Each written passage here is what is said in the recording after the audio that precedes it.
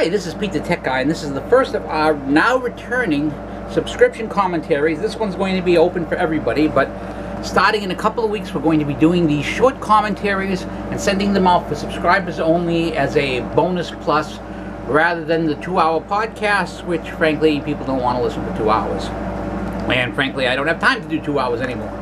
And today I want to talk a little bit about the economy, nostalgia, and picking winners and losers and so forth.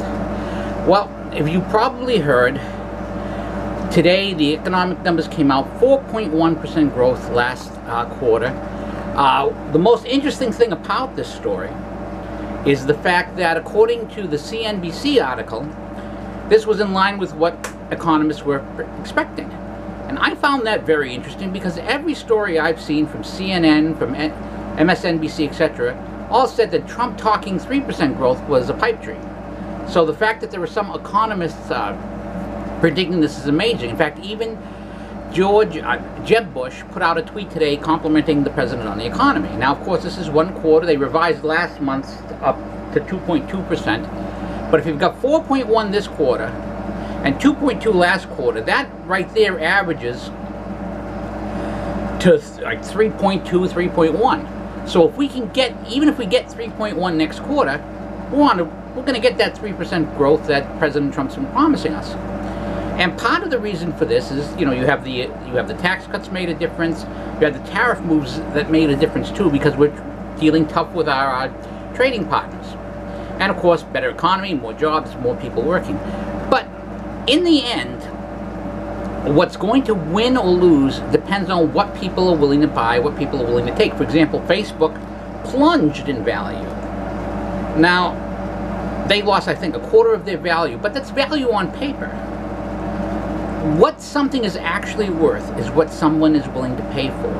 And no amount of artificial playing with it changes it. I mean, it says that Zuckerberg lost, billions of dollars, 40 billion. Well, whatever billion he lost, he's still living good and he still has plenty of money. He's not even going to notice that money being gone because it's all on paper. The reality is people will buy and people will pay for what they like. And if Facebook and Twitter decides they want to push away conservatives, they're going to go down despite the booming economy. And in that respect, I want to talk about something else. We've seen during the Obama years, the Obamas were picking winners and losers. Every day when I go to my day job, or I should say night job since I work nights, I pass the old Evergreen Solar plant, which is closed because the Obamas administration, well, Massachusetts actually, gave tons of subsidies to these people, and it artificially kept them alive. And you cannot keep alive something that's not sustainable. If people don't want it, or if it's not economically sustainable, it's not going to survive. And on that note, I want to talk about something you didn't expect. This is a Sky Bar. This is made by the New England Confectionery Company. Yesterday, after they opened in 1847, they closed their doors. The company was sold. They decided to close their Revere plant. Now, like I said, they've been making candy there, all different types, for almost 170 years. This is the Sky Bar, which is what I like. It has peanut butter, vanilla, caramel, and chocolate inside, which I think is actually pretty cool. And these are the infamous Necco Wafers that you've heard about. This is one of the oldest candies made in America. I mean, they were making these in 1847.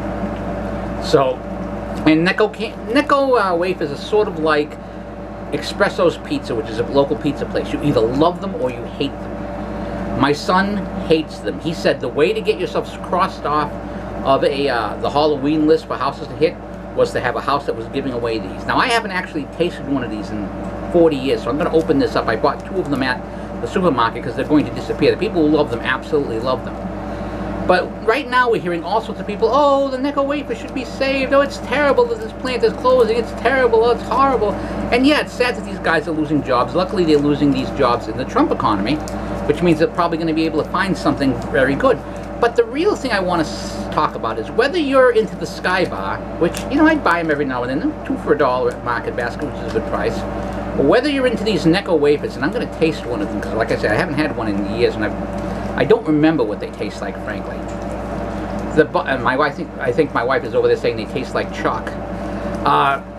In the end, If they were something that Americans wanted to buy, the company would still be in business. I mean, there are 380 million people in the United States, and if there were enough people who said, I want these Necco Wafers, to keep buying them, that company wouldn't be closing.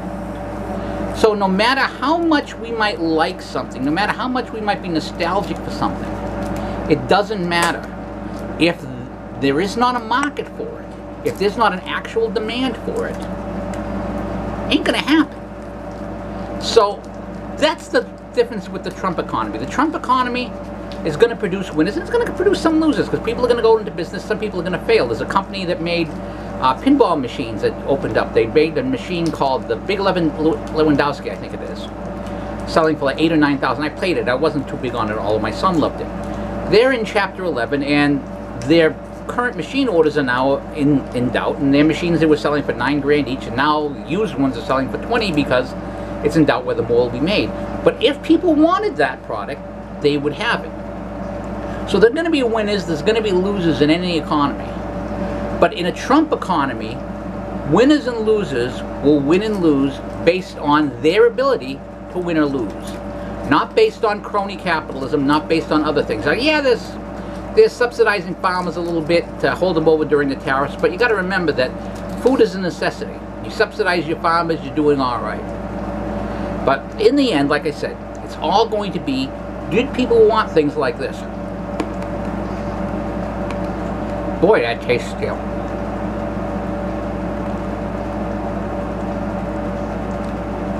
I remember this taste. These are all right.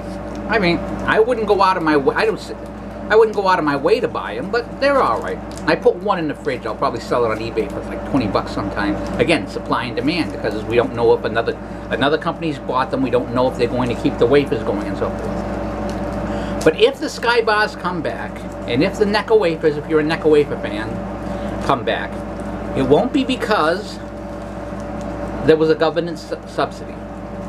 It won't be because somebody demanded to bring it back. It will be because whoever bought the brands can market them successfully. And that's how a free market works. And that's how an economy that's booming works. Right now we have an economy that's booming.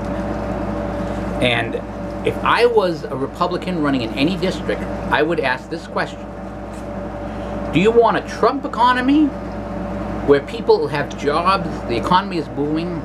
Or do you want a Necco Wafer economy where the government picks winners and losers, and you better hope you're on the right side so a winner is picked? Think about that. This is Pete the Tech Guy saying so long, and no, these aren't bad at all.